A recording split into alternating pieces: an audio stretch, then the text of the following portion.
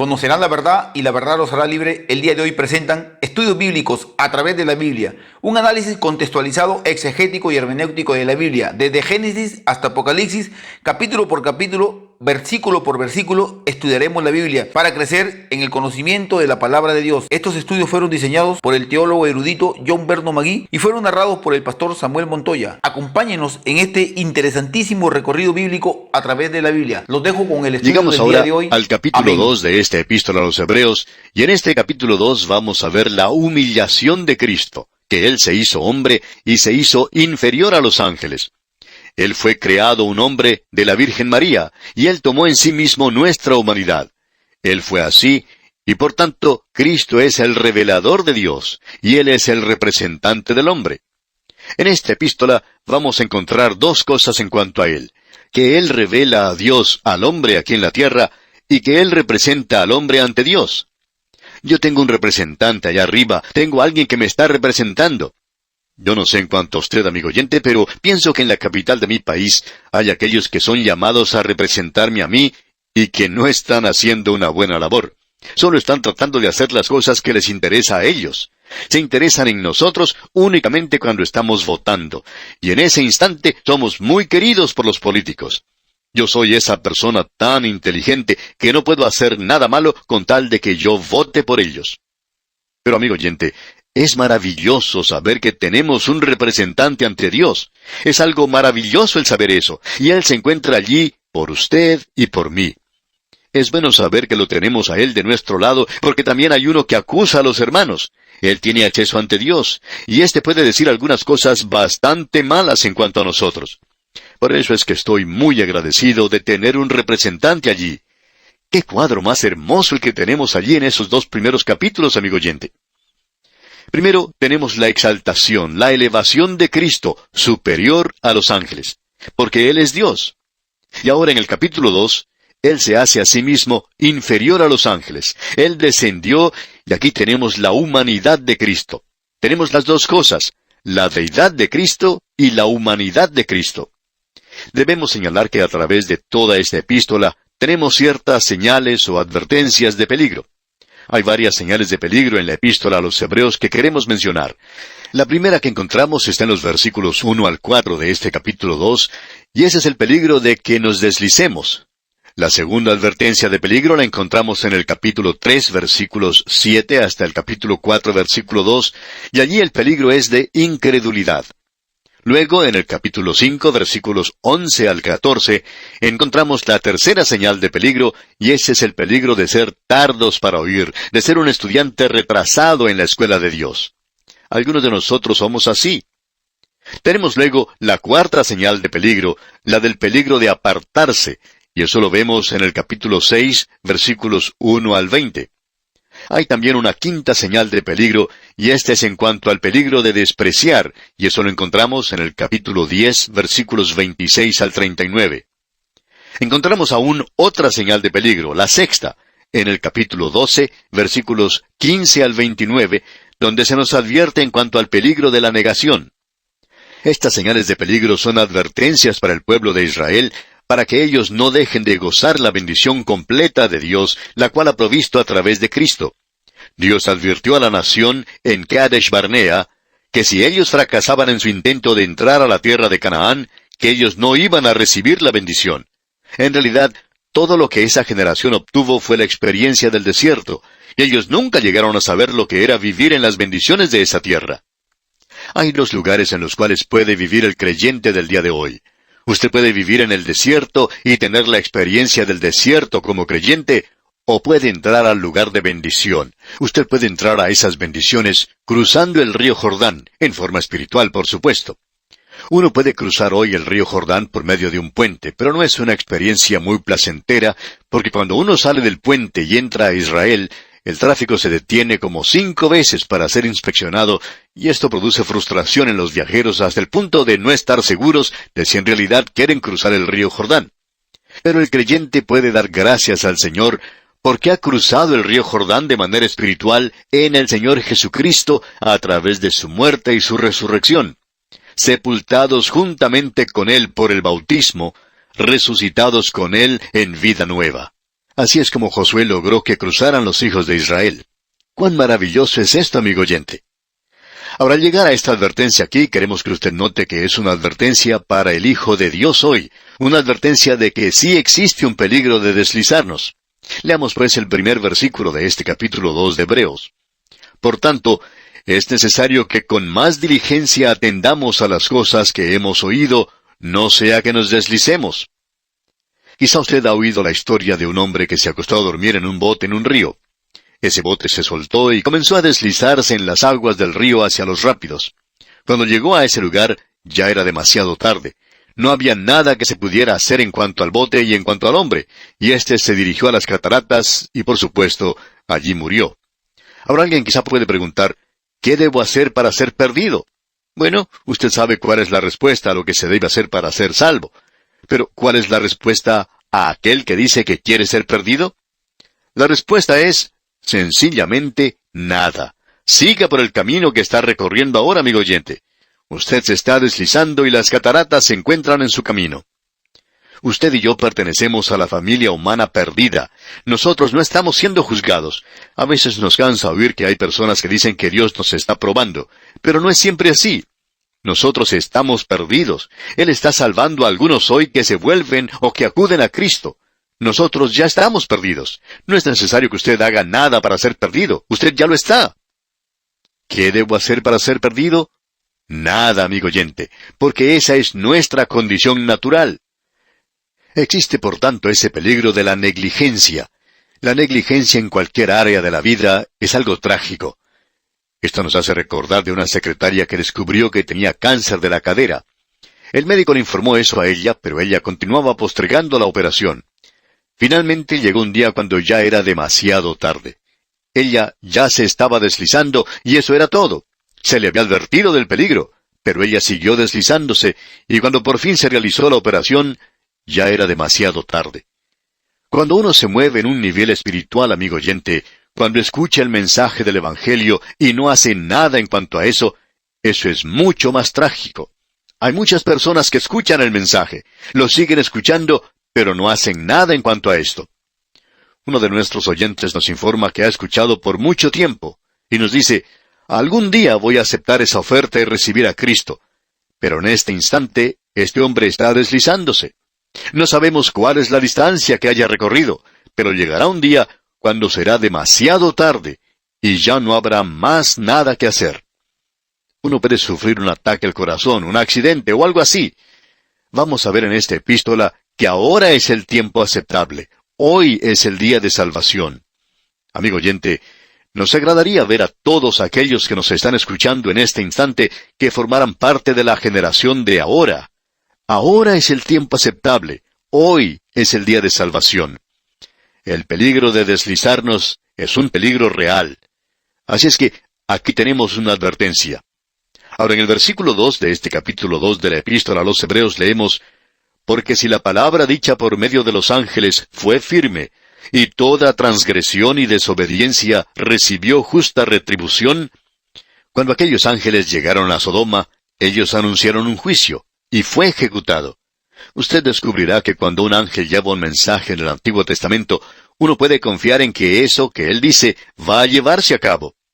Y continúa aquí en el versículo 3 con una pregunta diciendo, ¿cómo escaparemos nosotros si descuidamos una salvación tan grande? La cual, habiendo sido anunciada primeramente por el Señor, nos fue confirmada por los que oyeron. Había un predicador hace unos años que comenzaba sus sermones diciendo, mi amigo, tengo una pregunta que hacer. Yo no la puedo responder. Usted tampoco la puede responder. Ni siquiera Dios puede responderla. Y luego presentaba este texto. ¿Cómo escaparemos nosotros si descuidamos una salvación tan grande? Amigo oyente, no queremos ser irreverentes al decir esto, pero esta es una pregunta que Dios no puede responder. Él nos presenta esto de una manera muy clara, de que no lo puede hacer. ¿Cómo escaparemos? ¿Conoce usted alguna forma de escape? El único camino es Cristo. Él ha dicho eso. Yo soy el camino, la verdad y la vida. Nadie viene al Padre sino por mí. Sin embargo, hay otros caminos que al hombre le parecen rectos. Muchos caminos hoy. Amigo oyente, si usted está buscando una religión diferente, usted la puede encontrar. Y si usted no encuentra una que le guste, puede comenzar una y usted tendrá unos cuantos que le sigan. Siempre hay aquellos que van a estar de acuerdo con usted. Hay camino que parece derecho al hombre, pero su fin es camino de muerte, declara la Escritura. ¿Cómo escaparemos nosotros si descuidamos una salvación tan grande? ¿Qué es lo que tengo que hacer para ser perdido? Nada, amigo oyente. Simplemente descuídese. Ahora leamos otra vez este versículo 3 y continuemos con el versículo 4 también. ¿Cómo escaparemos nosotros si descuidamos una salvación tan grande? La cual, habiendo sido anunciada primeramente por el Señor, nos fue confirmada por los que oyeron, testificando Dios juntamente con ellos, con señales y prodigios y diversos milagros y repartimientos del Espíritu Santo según su voluntad. Y creemos que tenemos aquí una referencia directa al día de Pentecostés, cuando se pudo observar la utilización de esos dones. Y todo eso confirmaba el mensaje. ¿A quién? A la nación de Israel, porque él dice, la cual, habiendo sido anunciada primeramente por el Señor. Y el Señor dijo, el Hijo del Hombre vino a buscar y a salvar lo que se había perdido. Él también dijo, venid a mí todos los que estáis trabajados y cargados, que yo os haré descansar. Y los que le escucharon fueron los apóstoles. Y luego los apóstoles presentaron este mensaje después de su muerte y resurrección. ¡Qué mensaje más tremendo el que tenemos aquí en este pequeño paréntesis, amigo oyente! La primera advertencia de peligro, del peligro de deslizarnos hoy. Bien, en nuestro próximo programa, Dios mediante, veremos algo en cuanto a la deidad del Señor Jesucristo, comenzando con el versículo 5 de este capítulo 2 de la Epístola a los Hebreos. Será pues, hasta entonces, amigo oyente, que Dios bendiga su vida ricamente, es nuestra ferviente oración.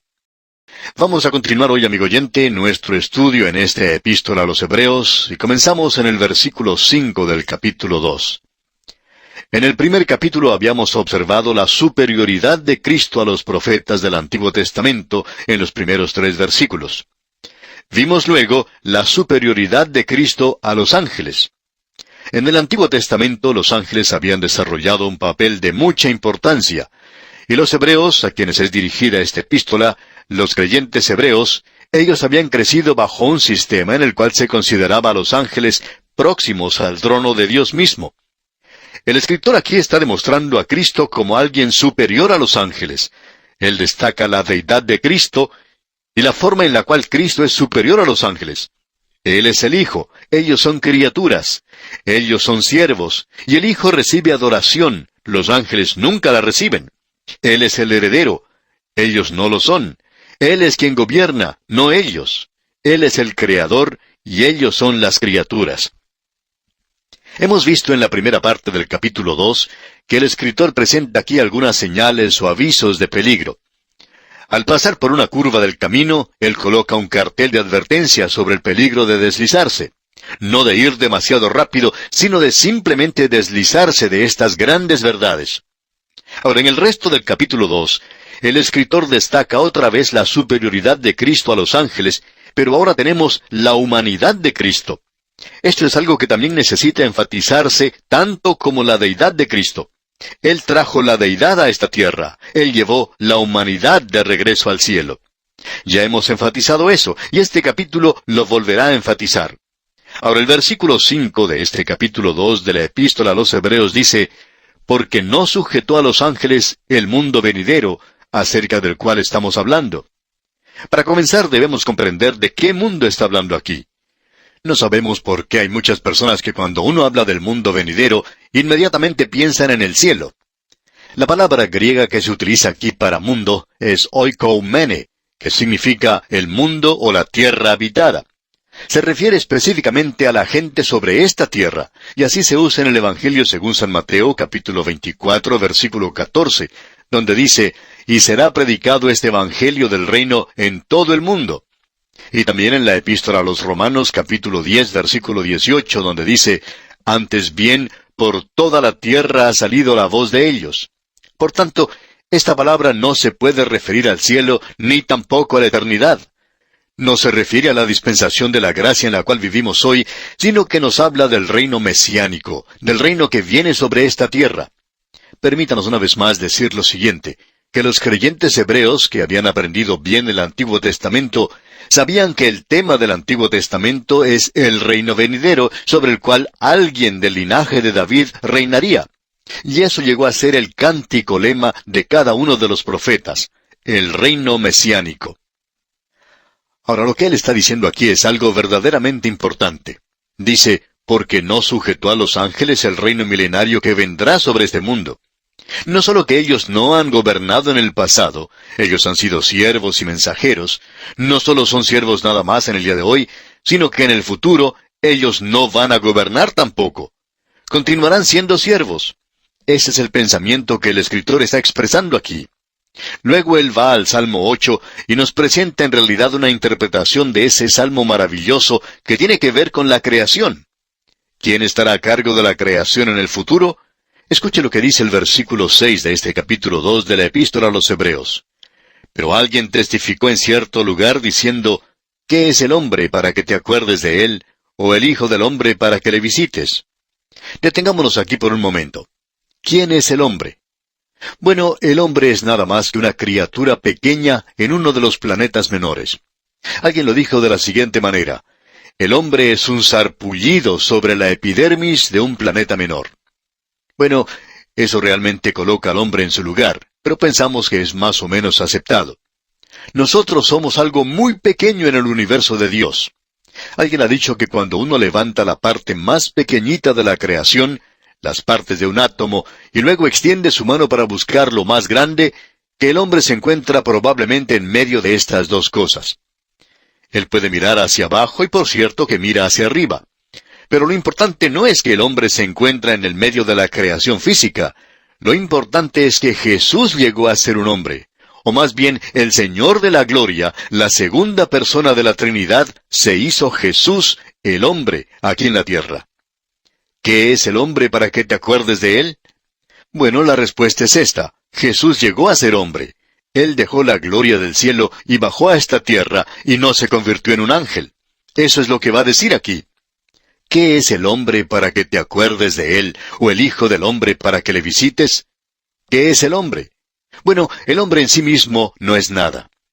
Físicamente, si uno separa los elementos químicos de su cuerpo y tratara de vender esos componentes químicos en el mercado, hubo una época cuando uno podía venderlos por unos pocos centavos, y quizá en el día de hoy, debido a la inflación, valga un poquito más.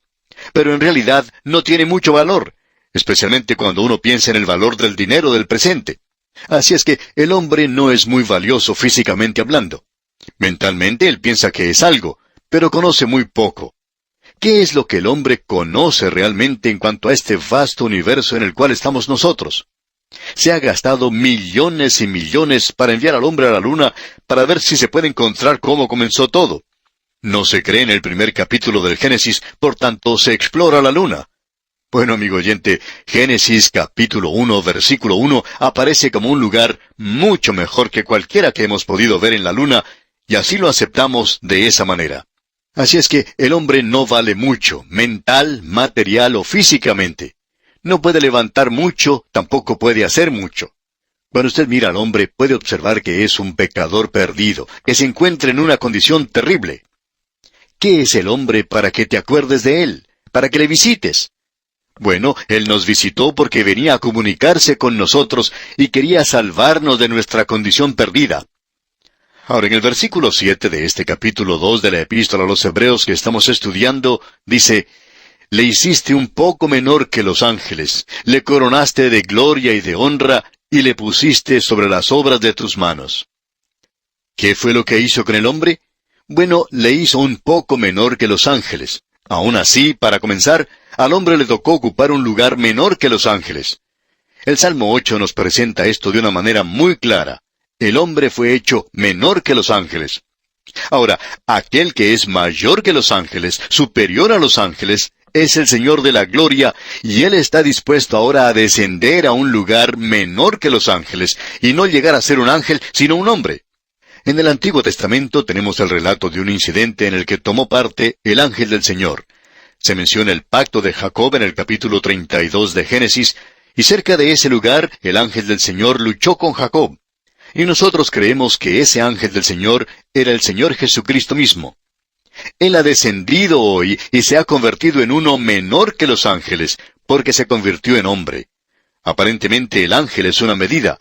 Él es la norma de las medidas. Cristo está sobre él. Pero ahora Él desciende a algo menor que los ángeles. Lo hace para revelar a Dios. Él es el representante del hombre ante Dios. Él trajo a Dios a la tierra y llevó al hombre al cielo. Cuando usted y yo lleguemos allí, amigo oyente, y lo haremos en Cristo, estamos seguros de que vamos a llegar allí porque ya estamos en Cristo. Nuestra posición ya está asegurada. Ese es el propósito original de Dios para con el hombre. Notemos otra vez lo que dice este versículo 7. Le hiciste un poco menor que los ángeles, le coronaste de gloria y de honra, y le pusiste sobre las obras de tus manos. El hombre va a hacer algo que los ángeles nunca han podido hacer. Los ángeles no gobiernan el universo de Dios. Ellos son mensajeros que obran bajo Dios. Hubo en cierta ocasión un ángel que trató de rebelarse contra Dios. Él trató de establecer su propio reino. Él trató de llegar a ser un gobernante. Ese fue Lucifer, el hijo de la mañana. En el día de hoy lo reconocemos por el nombre de Satanás o Diablo. Él era un ángel de luz, pero él se rebeló. Y Dios no tenía ninguna intención de que llegara a gobernar, pero había creado al hombre y el hombre sí gobernará. Pero el hombre hoy no es capaz de hacer eso. Creemos que ha demostrado eso muy bien. Es algo trágico que se puede apreciar en cualquier nación. El hombre no puede gobernar aunque cree que sí lo puede hacer. Él ha tomado este punto de vista de Satanás, de que de una forma u otra el hombre puede gobernar. Pero la tragedia de todo esto es que él está tratando de hacerlo sin Dios hoy. Dios puede bendecir hoy, como lo ha hecho en el pasado. Él ha bendecido a las naciones abundantemente cuando los hombres le han reconocido como Dios. Pero el hombre no puede gobernar, y ha demostrado eso. Cuando uno estudia la historia de Inglaterra, por ejemplo, se puede dar cuenta de lo terribles y sanguinarios que han sido algunos reyes de ese país. En el momento en que un hombre llegaba a ocupar el trono, asesinaba a todos sus parientes para que nadie le quitara el trono. Así es que, si uno era un hermano o el primo de un rey, uno tenía problemas, y podría ir a parar a la Torre de Londres. Muchos perdieron sus cabezas en ese lugar. Amigo oyente, el hombre no es capaz de gobernar esta tierra. Pero Dios, por medio de la redención, puede llevarle al hombre de regreso a ese lugar. Y eso es lo que nos dice el Salmo 8. Le coronó a él de gloria y de honra, y le puso sobre las obras de sus manos. El hombre perdió eso en el jardín de Edén, pero Cristo lo recobró.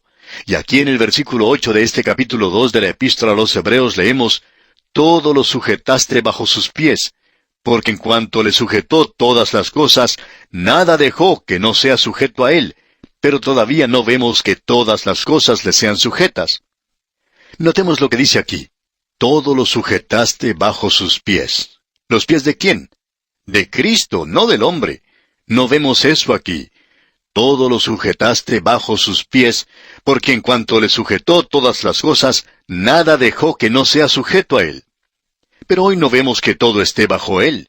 La tierra hoy no se ha deslizado de su control, pero él no está gobernando. Cuando el Señor Jesucristo gobierne en esta tierra, y amigo oyente, usted puede estar seguro de que él lo hará, no habrá ninguna necesidad de un hospital o de una cárcel, no habrá pobreza, no habrá crímenes cuando él gobierne esta tierra. Será un milenio de paraíso cuando Jesús gobierne, pero él no lo está haciendo hoy. El escritor está aquí citando al Salmo 8 y nos presenta esto muy claramente, que el Salmo habla de Cristo. Pero esto no ha sido cumplido hasta el momento presente.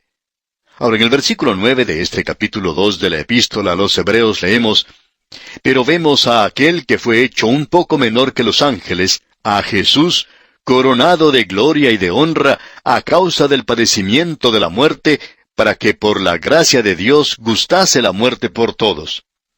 Creemos que aquí tenemos el corazón mismo de este capítulo. Vemos a Jesús, es decir, al hombre humano. El ángel dijo, «Llamará su nombre Jesús, porque él salvará a su pueblo de sus pecados».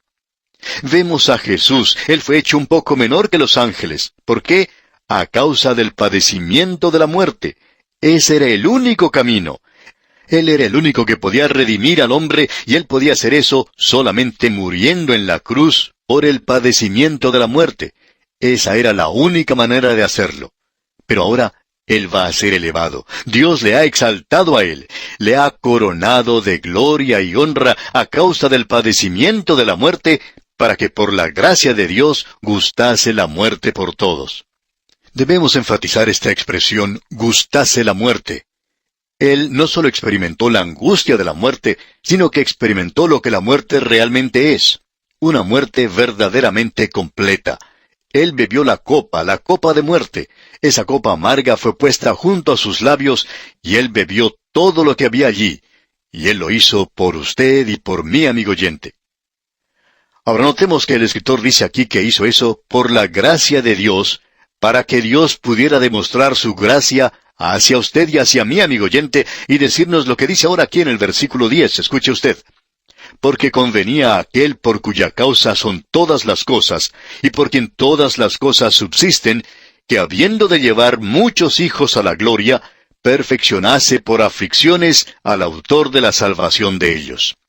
Esto es muy importante y nosotros debemos notarlo. Jesucristo, por tanto, no era un hombre en el que Dios hizo algo. La humanidad de Jesús no quiere decir que es un genio religioso.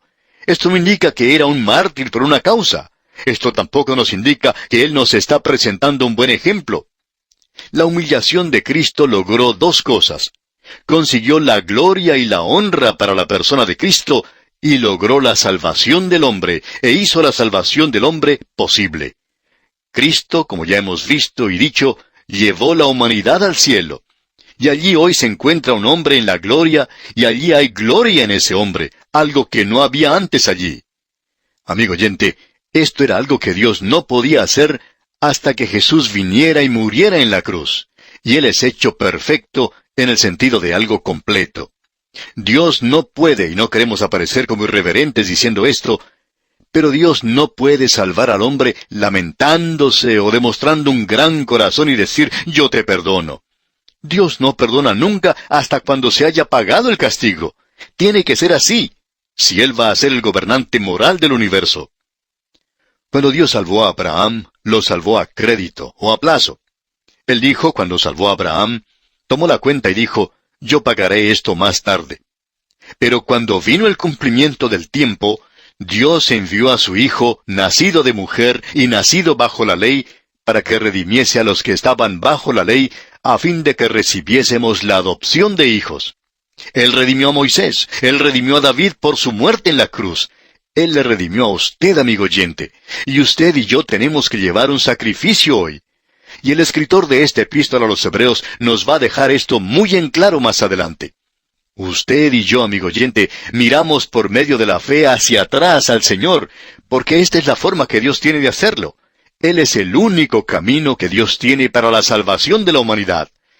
El propósito celestial de Dios, por tanto, es el de llevar a muchos hijos a su hogar en la gloria. Él puede hacer esto solo por medio de la muerte de Cristo.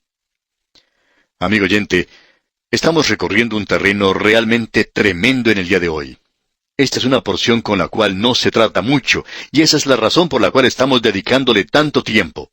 Esto es algo muy importante, tanto para usted como para mí hoy. Y aquí vamos a detenernos por hoy. Dios mediante, en nuestro próximo programa, continuaremos nuestro estudio de este capítulo 2 de la Epístola a los Hebreos. Le invitamos, pues, a sintonizarnos. Será hasta entonces que las bendiciones del Señor sean con usted, es nuestra ferviente oración.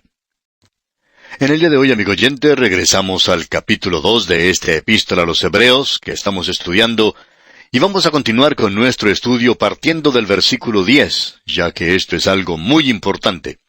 Es uno de esos versículos a los cuales uno no puede dejarlos ir. Los versículos 9 y 10 de este capítulo 2 de la Epístola a los Hebreos son el corazón mismo de este capítulo. Porque convenía, dice aquí, a aquel por cuya causa son todas las cosas. Ahora, todas las cosas fueron hechas para Él, y por Él fueron hechas. Es decir, que el Señor Jesucristo fue quien las hizo, y fueron hechas para Él.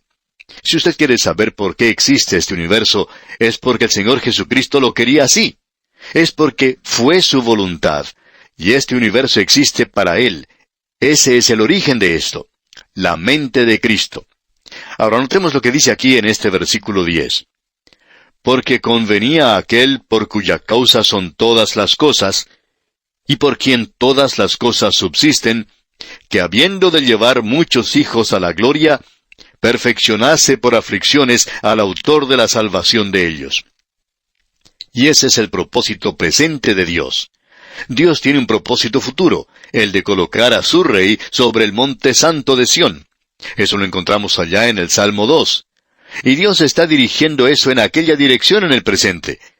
En el día de hoy está llamando a un pueblo para su nombre. El Señor Jesucristo está salvando a la gente. El Señor está llevando a muchos hijos a la gloria. Eso lo podemos apreciar por todas partes del mundo. Y Dios aún está llamando a su pueblo en su nombre, llevando muchos hijos a la gloria por el autor de la salvación de ellos. Ahora queremos decir algo en cuanto a esta palabra autor aquí. Se repite otra vez en el versículo 2 del capítulo 12. En el libro de los Hechos de los Apóstoles, capítulo 3, versículo 15, se traduce como príncipe. En realidad lo que indica es el originador o el líder. El Dr. Scofield señala que es aquel que inicia y lleva a cabo algo. Es decir que el Señor Jesucristo es el alfa y omega de todo. Él es el comienzo y el fin. Él comienza algo y lo completa. Él es el autor, el originador. Él es quien origina nuestra salvación. Él no solo la origina, sino que hace del autor de nuestra salvación algo perfecto. Y ya hemos hablado algo de esta palabra perfecto antes. Esto tiene que ver con la idea de llevar algo hacia una meta, a consumarlo. Así es que aquí tenemos esta palabra autor y también la palabra perfecto. Él lo origina, Él lo consuma. Él lo comienza, Él lo finaliza. Es el principio y el fin, el alfa y omega. Eso es lo que está diciendo el escritor aquí. ¿Y cómo lo hizo? Viniendo a esta tierra y tomando en sí mismo nuestra humanidad, y ahora está sentado a la diestra del trono de Dios. Ahora, ¿qué fue lo que Él hizo cuando vino aquí? Él probó la muerte, se nos dice en el versículo 9, la última parte, a causa del padecimiento de la muerte, para que por la gracia de Dios gustase la muerte por todos. Y como dijimos en nuestro programa anterior, esto no quiere decir solamente la muerte que Él padeció, sino todo lo que la muerte significa. Por tanto, el Señor Jesucristo llegó a ser un hombre. Él no fue un hombre en el cual Dios hizo algo, aunque así sucedió también.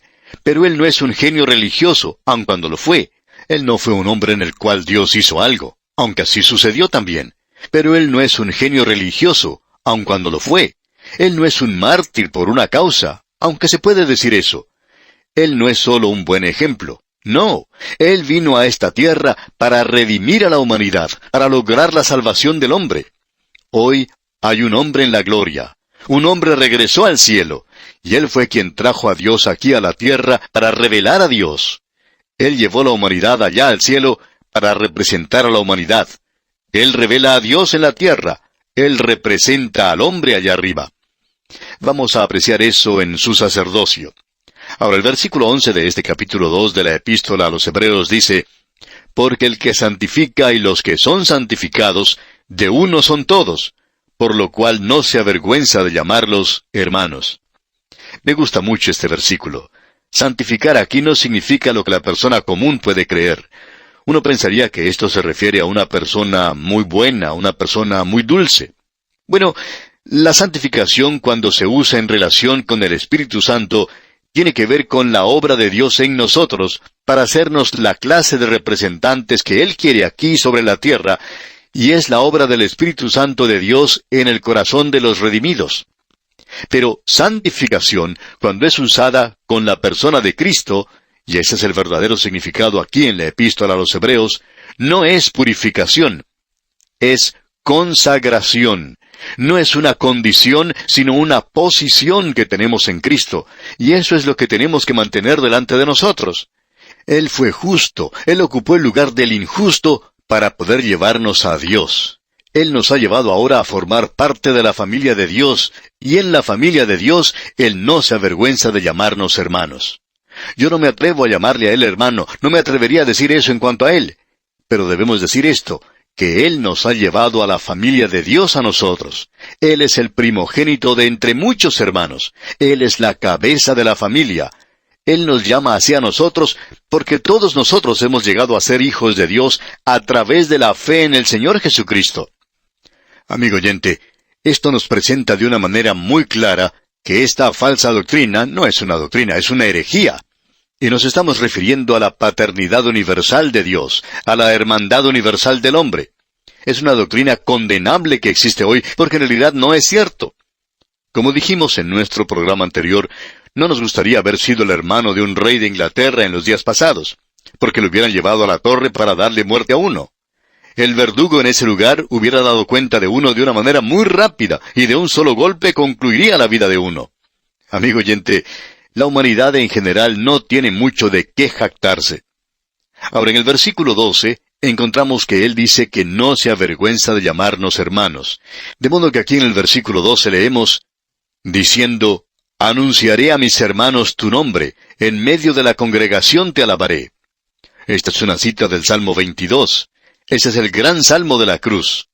En la primera parte de este salmo se muestra la humillación de Cristo, y aquí en realidad tenemos las 7 últimas palabras que Él pronunció en la cruz. Pero comenzando con el versículo 22, tenemos la exaltación de Cristo, ya que allí dice, anunciaré tu nombre a mis hermanos, en medio de la congregación te alabaré. Este derecho creemos que se podría restringir a los creyentes hebreos, porque esto ha sido escrito para los hebreos. En cierta ocasión, un pastor que visitaba la tierra de Israel pudo conversar con un guía hebreo y le habló en cuanto al Señor Jesucristo. Este guía sabía mucho en cuanto a los lugares que Cristo había visitado aquí en esta tierra y le gustaba señalar esos lugares. Él, por ejemplo, llevaba a la gente a Betania y decía que Jesucristo había estado allí. Señalaba el hogar donde había estado Jesús. Y el pastor le dijo entonces que Cristo era judío, que uno podía recordar que la mujer samaritana había dicho eso, y que el Señor Jesucristo no lo había negado. Ella tenía razones en cuanto a esto porque así es como lo podemos apreciar en las Escrituras. Así es que el pastor le dijo a este guía que él debería estar contándole a los demás en cuanto a Jesucristo, y no los visitantes decirle a él en cuanto a Jesús. El pastor continuó diciéndole que ya que él conocía los lugares donde Jesucristo había estado, ya que él conocía esas casas, las había visitado, que él debería conocer la razón por la cual él vino a esta tierra. Pero el guía no estaba interesado en esto. Solo le interesaba ser un guía y por cierta cantidad de dinero él llevaba a la gente y le mostraba esos lugares. Ahora notemos una vez más lo que dice aquí en el versículo 12 de este capítulo 2 de la Epístola a los Hebreos. Diciendo, anunciaré a mis hermanos tu nombre, en medio de la congregación te alabaré. Siguiendo más adelante en este mismo capítulo, tenemos otra cita, y el escritor está citando ahora del capítulo 8 de Isaías, versículos 17 y 18. Leamos entonces el versículo 13 de este capítulo 2 de Hebreos que estamos estudiando. Y otra vez, yo confiaré en él, y de nuevo, he aquí, yo y los hijos que Dios me dio. Esto nos revela cómo el Espíritu Santo interpreta la Escritura. Hay aquellos, por ejemplo, que hoy tratan de dar una interpretación, digamos, de los profetas que eliminaría cualquier referencia al Señor Jesucristo. Tenemos una referencia que cuando la leemos en Isaías, podemos ver en realidad que él está hablando acerca de los hijos de Isaías. Así es como uno la puede entender. Pero ahora el Espíritu de Dios interpreta esto en referencia al Señor Jesucristo. Así es que hoy, cuando cualquier persona trata de eliminar al Señor Jesucristo de los profetas, entonces está contradiciendo la interpretación del Espíritu Santo aquí. Usted recordará que cuando el Señor Jesucristo regresó de entre los muertos, Él dijo allá en el Evangelio según San Juan, capítulo 20, versículo 17, «Ve a mis hermanos y diles, subo a mi Padre y a vuestro Padre, a mi Dios y a vuestro Dios».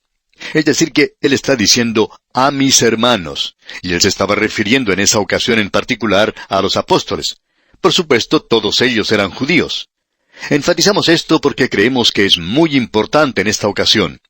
Si mantenemos delante de nosotros a aquellos a quienes fue escrita esta epístola, nos permitirá darle una interpretación que creemos nos puede llevar a una aplicación para mi corazón y el suyo. Notemos ahora lo que dice el versículo 14 de este capítulo 2 de la Epístola a los Hebreos. Así que, por cuanto los hijos participaron de carne y sangre, Él también participó de lo mismo para destruir por medio de la muerte al que tenía el imperio de la muerte, esto es, al diablo. Aquí llegamos a una declaración que enfatiza su encarnación. Él participó de carne y sangre.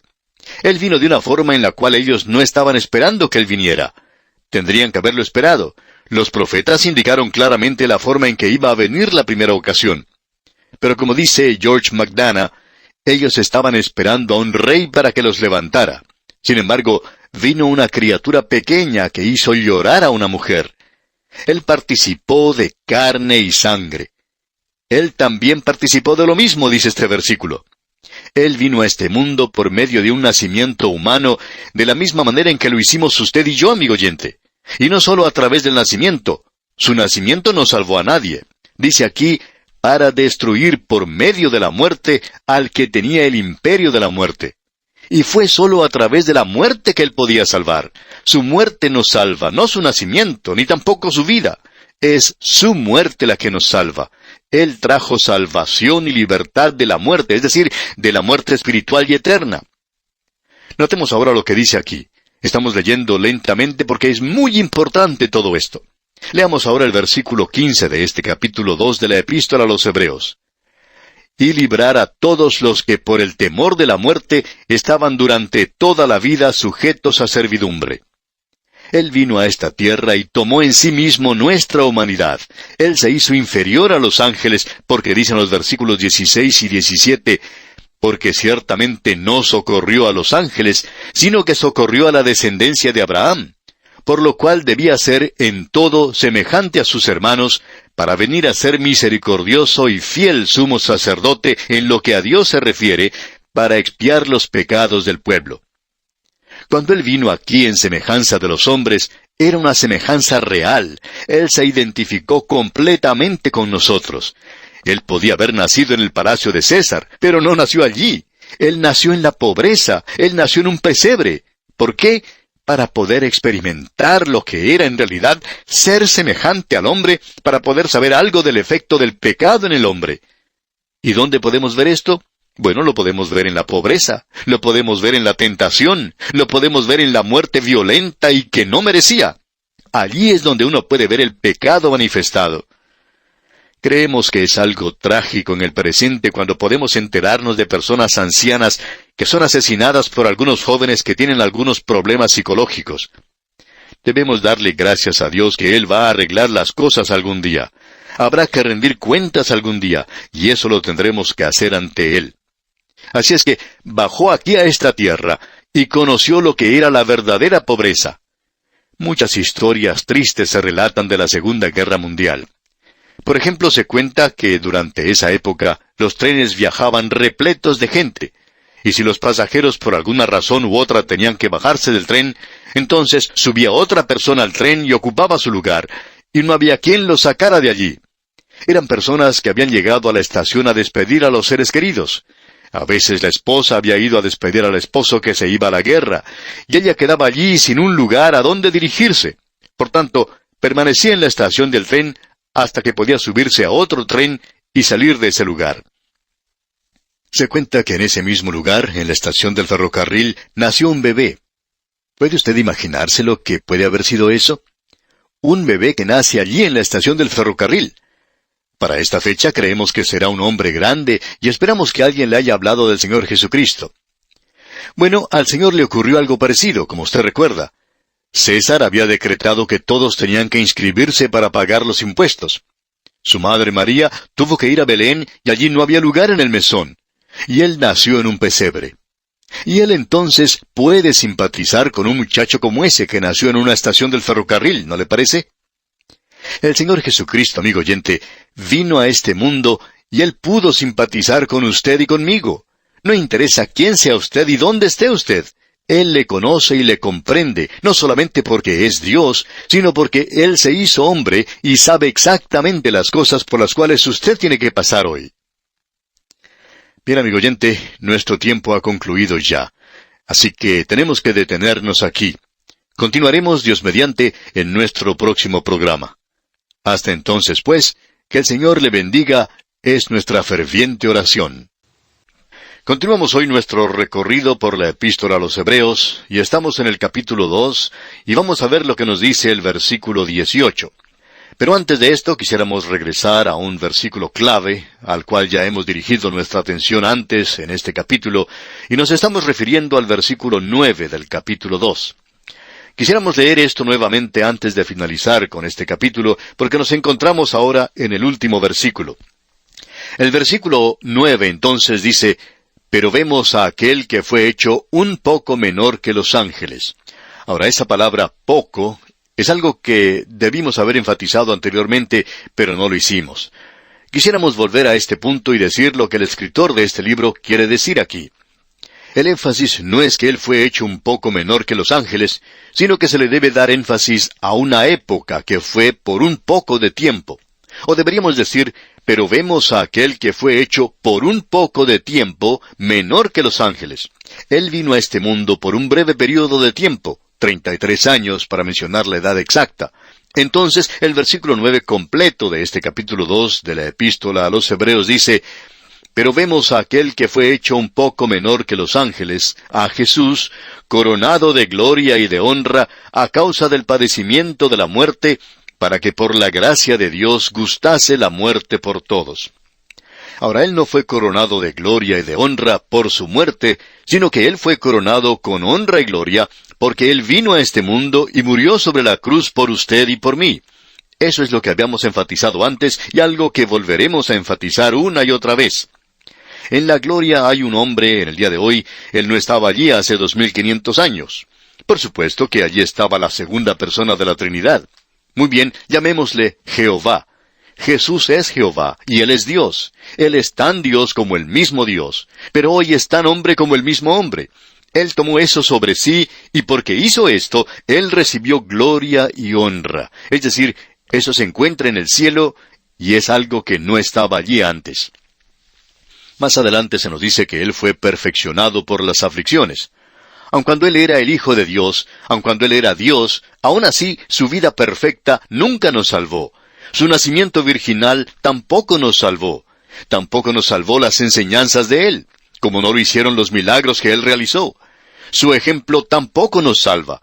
Pero su muerte en la cruz del Calvario, eso es lo que nos salva. Él fue hecho completo. Él llegó a completarlo todo. Murió sobre la cruz por nosotros. Esa es la razón por la cual hemos hecho esa declaración en este programa y la volvemos a hacer. Si usted puede convencernos hoy que todo lo que Dios ha hecho por un mundo perdido es arrojar un libro a este mundo y llamarle la Biblia, y que Él va a quedar separado de todos los demás, y allí permanecer en el cielo y solamente contemplar al hombre y decir, bueno, es una lástima. Aquí tienen un libro. Espero que ustedes puedan salir de esa situación. Si eso es todo lo que Dios ha hecho, amigo oyente, entonces podríamos estar preparados para volverle la espalda. Pero, amigo oyente, no estamos preparados para darle la espalda, porque eso no fue lo que Él hizo. Él vino a esta tierra, Él tomó en sí mismo nuestra humanidad, y debido a eso, Él sufrió. Él murió en la cruz. Y nosotros estamos preparados hoy a confiar en Él. Estamos preparados a amarle hoy por lo que Él ha hecho por nosotros. Eso es lo que es importante de conocer de nuestra parte. Ahora aquí leemos, pero vemos a aquel. Vemos a Jesús. Y esta expresión aquí no es una mirada casual nada más. Esta palabra indica que nosotros le vemos a Él con entendimiento, sabiendo que estamos reconociendo algo aquí que nuestras mentes pequeñas no pueden comprender. Le vemos a Él en fe, en confianza, en admiración y en adoración. Todo eso está aquí en esta pequeña palabra, pero vemos a Jesucristo. ¿Le ha visto usted en este día, amigo oyente? ¿Le ha quitado el Espíritu de Dios ese velo que tiene sobre sus ojos para poder verle? Aquí tenemos una declaración realmente maravillosa. Seguimos avanzando ahora y pasamos al versículo 16, al continuar en nuestro estudio y acercarnos ya al final de este capítulo 2. Allí dice, porque ciertamente no socorrió a los ángeles, sino que socorrió a la descendencia de Abraham. En el Antiguo Testamento Él había tomado la naturaleza de los ángeles. Y los hebreos comprendían eso en el Antiguo Testamento. Ellos sabían que Él era un ángel del Señor en el Antiguo Testamento, pero en esta ocasión Él no tomó la naturaleza de los ángeles, sino que socorrió a la descendencia de Abraham, dice. Es decir, que Él vino en ese linaje. Es así como Él vino a este mundo. Y Dios comenzó la preparación hace muchísimo tiempo, al mismo comienzo, al principio de este mundo con Adán y Eva. En aquella ocasión, Dios dijo que iba a venir uno de la simiente de la mujer, y este sería del linaje de Abraham. Un poco más adelante estaba la tribu de Judá, y un poco más adelante de esto se encontraba en la tribu de Judá la familia de David, de la nación de Israel, de la simiente de Abraham, y eso puede hacerse regresar hasta el jardín de Edén. Dios estaba haciendo sus preparaciones. Ahora Él nació de una virgen. Es así como Él tuvo que nacer, y amigo oyente, el Señor dejó tantas señales que cualquiera podría haber encontrado su camino a Belén, no solo los sabios del Oriente, sino cualquier persona, aun un vagabundo. Este podría haber encontrado su camino a Belén en aquel día, porque Dios había puesto estas señales. Así es que Él fue de la descendencia de Abraham. Ahora el versículo 17 continúa diciendo, por lo cual debía ser en todo semejante a sus hermanos. Escuche usted, en todo. Aún hoy hay mucha pobreza en la vida en aquella tierra, especialmente entre los árabes, y da pena en realidad ver a los refugiados en esa zona en el presente. No podemos aprobar algunas de las cosas que ellos hacen, como el asesinato y algo por el estilo. Pero amigo oyente, esta gente ha estado viviendo desde el año 1948 en campos de refugiados. Luego vemos que es algo realmente terrible ver la forma en que están viviendo allí. Aún sus propios hermanos, los otros árabes, no les han permitido que se integren entre la gente. Ellos han sido limitados, confinados a estos campos. Y todo lo que las otras naciones han hecho es ayudar con dinero. Se piensa que el dinero puede hacer cualquier cosa, que es como un Dios que puede resolver cualquier problema. Y usted tiene todo lo que desea si tiene suficiente dinero. Amigo oyente, quizá muy pronto tengamos muchísima cantidad de dinero, porque quizá sea Dios mismo quien está devaluando el dinero en todas partes. Nosotros pensamos demasiado en eso. Cuando uno viaja por otros países, se da cuenta que el dinero no es tan importante como lo era antes. Este Dios ha sido derribado de su pedestal, y lo único que el hombre sabe hacer es enviar dinero y municiones, como si esto pudiera resolver los problemas en cualquier parte. Aquello que las naciones están despreciando hoy, es decir, el Evangelio de Jesucristo, eso es lo que ha llevado a cualquier lugar que haya llegado grandes bendiciones. Y es una lástima que no se hubiera enviado el Evangelio primero, antes del dinero y las municiones. Cuando Perry llegó al Japón y observó las multitudes allí, dijo, envíen 1 millón de Biblias a este lugar. Si no se hace esto, entonces va a haber que enviar 1 millón de hombres para luchar. Bueno, las Biblias no fueron enviadas, pero por cierto que se envió a los hombres a luchar allí. Así es que es mucho mejor enviar Biblias y misioneros para esparcir la palabra de Dios hoy. Nosotros pensamos que hacemos las cosas de una manera muy práctica. Amigo oyente, nosotros somos pragmáticos, y nuestro dinero y nuestro conocimiento y nuestra ciencia no resuelve los problemas en ninguna parte. Puede que se dé a la gente agua corriente en su ciudad y que puedan disfrutar de ciertas comodidades, pero eso no resuelve los problemas. Lo que es necesario hacer hoy es esparcir la palabra de Dios. ¿Y cuán importante es eso? Bueno, permítanos regresar una vez más a este versículo que estamos considerando, porque quizá usted piense que nos hemos apartado. Esperamos que no lo considere de esa manera, ya que creemos que esto es de suma importancia. Y el versículo 17 de este capítulo 2 de la Epístola a los Hebreos dice, por lo cual debía ser en todo semejante a sus hermanos. Y Él es hecho semejante a sus hermanos. Él vino en pobreza. La pobreza de la familia de Jesús llegó a ser algo indecible. Él vino a formar parte de una nación subyugada. Estaba bajo el control de Roma. Él no nació en un palacio de Roma. Él nació en un pesebre. En todo fue hecho semejante a sus hermanos. Él llegó a ser uno de ellos. Cuando usted ve a ese muchachito jugando en una de las calles de Belén, con la ropa en harapos, uno nunca sabía quién era. Los artistas lo pintan de una forma destacada, con sus ropas inmaculadas, y probablemente él tenía su rostro sucio, como cualquier muchachito de entonces. Él fue en todo semejante a sus hermanos. Al enfatizar la deidad de Cristo, corremos el peligro de dar menos valor a la humanidad del Señor Jesús. Amigo oyente, Me alegra a mí el no tener que haber nacido en la ciudad de Belén. Me da mucha felicidad el no haber tenido que crecer en Nazaret. Amigo oyente, aún hoy esa gente no tiene muchas oportunidades que se diga. Piense lo que era en la época del Señor Jesucristo. Él no tenía muchas oportunidades, pero llegó a ser un ser humano real y verdadero. Él es la raíz de tierra seca. Fue realmente un milagro que le hubiera salido de un lugar como este. Él era un ser humano verdadero. Usted nunca tuvo un pensamiento, usted nunca sufrió algo que Él no sepa. Por esa razón, Él vino para ser misericordioso y fiel sumo sacerdote en lo que a Dios se refiere, para expiar los pecados del pueblo. Él llegó a ser el propiciatorio para usted y para mí hoy, y lo que nosotros necesitamos hoy es misericordia. Y Dios tiene mucha de ella, mucha misericordia. Pero Jesús llegó a ser el propiciatorio, y usted puede ir allí y obtener toda la misericordia que necesita. Yo no sé en cuanto a usted, amigo oyente, pero yo necesito mucha misericordia. Y después de haber usado mucha misericordia, aún queda suficiente para usted, amigo oyente. Él vino para ser misericordioso, para expiar los pecados del pueblo, y allí es el único lugar a donde usted puede dirigirse y obtener misericordia. Ahora el versículo 18, versículo final de este capítulo 2 de la Epístola a los Hebreos dice: Pues en cuanto Él mismo padeció siendo tentado, es poderoso para socorrer a los que son tentados.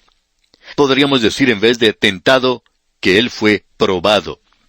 Y quisiéramos que usted preste atención a lo que vamos a decir, amigo oyente, porque aquí es donde hay algunos que no van a estar de acuerdo con nosotros. Y eso está bien.